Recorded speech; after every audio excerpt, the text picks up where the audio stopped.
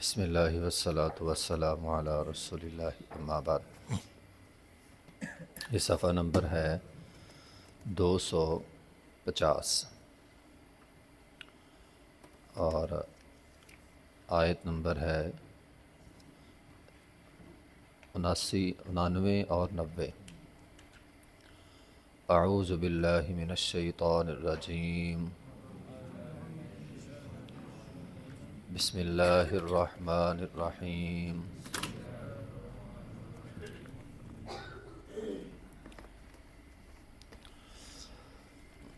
اولئک الذین آتیناہم الکتاب والحکم والنبوۃ فإن یکفر بہا ہؤلاء فقد وکلنا بہا قوما لیسوا بہا بکافرین اولئک الذین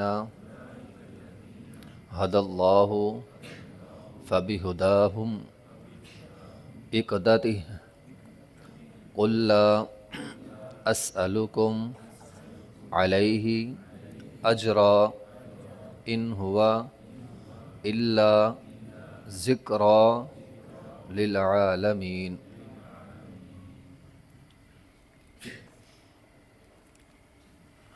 اولئک الذین، یہی وہ لوگ ہیں، آتیناہم الکتاب، ہم نے ان کو کتاب دی، والحکم، اور حکمت دی، والنبوۃ، اور نبوت دی، فإن یکفر بہا، اگر وہ اس کے ساتھ انکار کریں، ہؤلاء، یہ موجودہ لوگ، فقد وکلنا بہا، تو تحقیق ہم اس معاملے کو سپرد کر دیں گے، قوماً، ایسی قوم کے کہ لیسوا بہا بکافرین، جو نہیں ہوگی ان احکامات کا انکار کرنے والی۔ اولئک الذین، یہی وہ لوگ ہیں، ھدی اللہ، اللہ نے ان کو ہدایت دی، فبہداہم، تو اللہ کی اس ہدایت پر اقتدی، یہ لوگ پیروی کرنے والے ہیں۔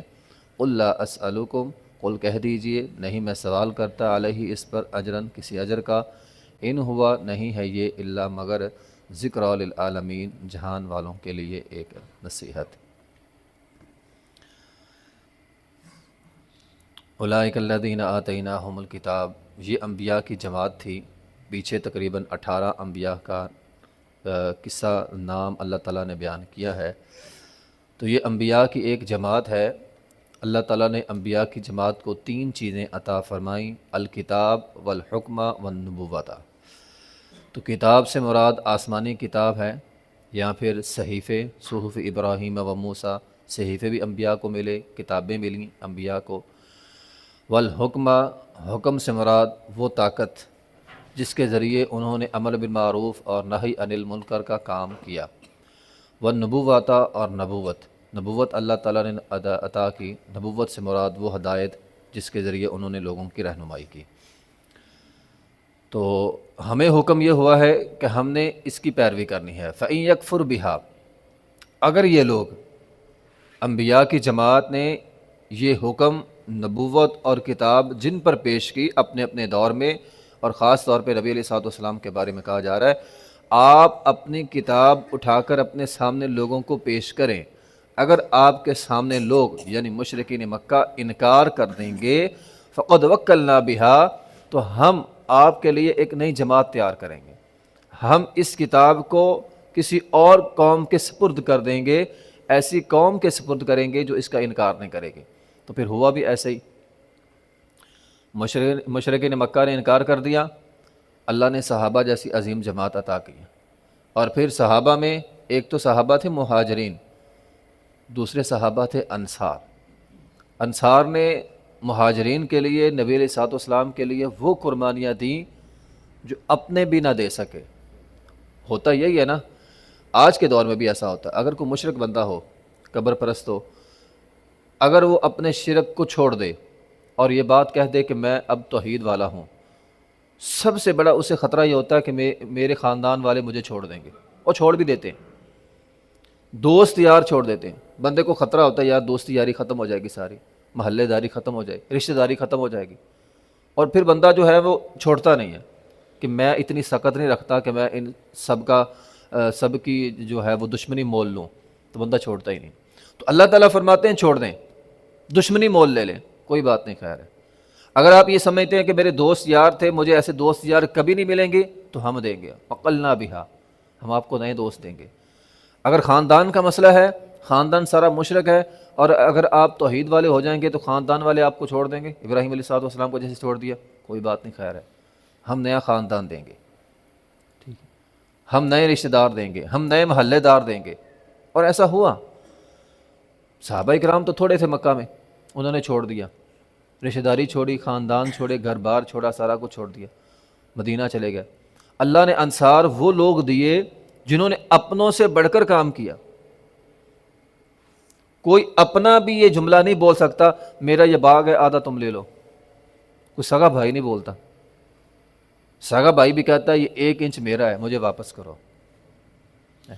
انہوں نے کیا کہا، اے اللہ کے رسول صلی اللہ علیہ وسلم ہمارے باغات مہاجرین میں تقسیم کر دیں۔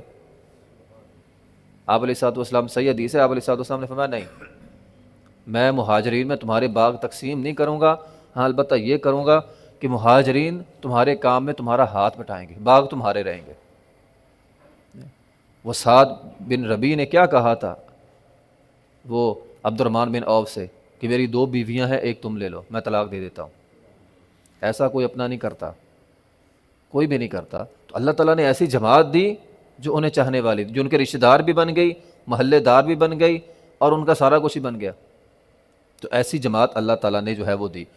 ایک حدیث میں ہے، نبی علیہ الصلوۃ والسلام نے فرمایا، انصار آئے نبی علیہ الصلوۃ والسلام کے پاس کہ ہمارے باغات، ہماری کھجوریں ساری کی ساری اٹھا کے آپ مہاجرین کو دے دیں۔ آپ نے فرمایا نہیں۔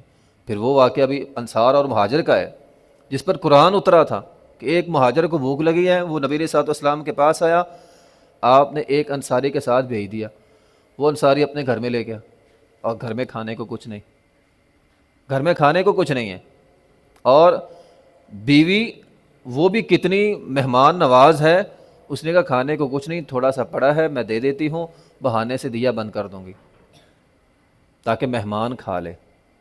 واقعہ تفصیل کے ساتھ آپ لوگوں نے سنا ہوگا۔ تو پھر ایسا ہوا، اللہ نے قرآن اتار دیا، وَيُؤْثِرُونَ عَلَىٰ أَنفُسِهِمْ وَلَوْ كَانَ بِهِمْ خَصَاصَةٌ۔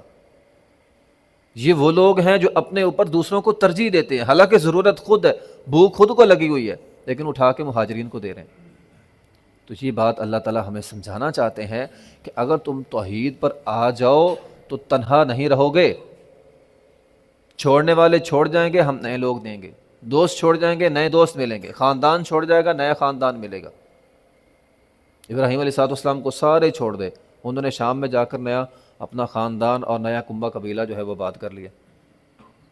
تو اللہ تعالیٰ فرماتے ہیں فَقَدْ وَكَّلْنَا بِهَا قَوْمًا، ہم کسی اور قوم کے یہ سپرد کر دیں گے یہ ذمہ داری، وہ لوگ آپ کے ساتھ کھڑے ہو جائیں گے، نہیں یہ نہیں کھڑے ہوتے نہ ہوں، تو ہم کسی اور کو آپ کے ساتھ جو ہے وہ کھڑے کر دیں گے، لَيْسُوا بِهَا بِكَافِرِينَ، جو اس قرآن کا انکار کرنے والے نہیں ہوں گے۔ تو اس لیے انسان کے ذہن میں یہ بات نہیں ہونی چاہیے کہ میں اگر قبر پرست تھا تو میں نے چھوڑ دیا تو خاندان والے چھوٹ جائیں گے، چھوٹتے ہیں تو چھوٹ جائیں، انسان کو توحید والا ہونا چاہیے۔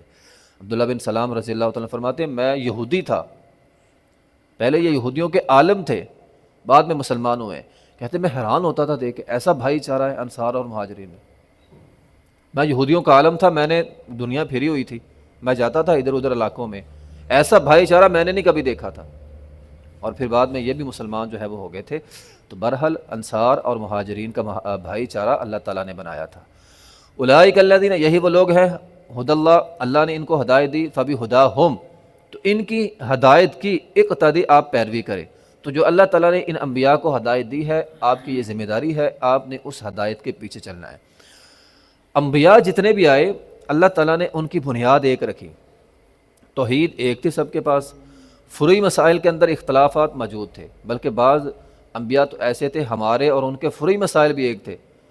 اب تورات اتری ہے، تورات کے اندر تھا مثال کے طور پر جتنے بھی احکامات تھے دیت کے حوالے سے، دانت کے بدلے، قرآن کے اندر سورہ مائدہ کے اندر پیچھے ہم نے پڑھا دانت کے بدلے دانت، آنکھ کے بدلے آنکھ نکالی جائے گی، یہ تورات کے اندر تھا، اور ہمارے لیے بھی یہی حکم ہے، اگر کوئی بندہ کسی کی آنکھ نکال دیتا ہے اس کی آنکھ نکالی جائے گی، ٹھیک ہے، شادی شدہ زانی کو پتھر مار مار کے رجم کر دیا جائے، تورات کے اندر بھی موجود تھا، ہمارے اندر بھی ہے۔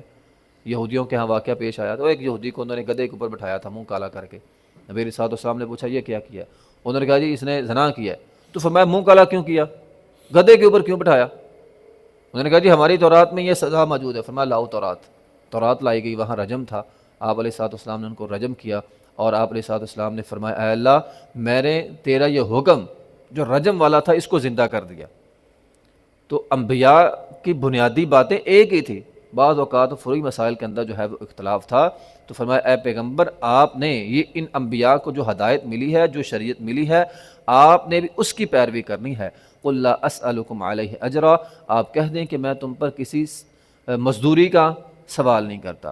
وہ نبی علیہ الصلوۃ والسلام کو جادوگر، نعوذ باللہ، کاہن، مجنون کہتے تھے، تو فرمایا کہ جادوگر جو ہوتا ہے وہ تو پیسے لیتا ہے، شاعر جو ہوتا ہے وہ بھی پیسے لیتا ہے، وہ تو یہ سارے کام پیسوں کے لیے کرتے ہیں۔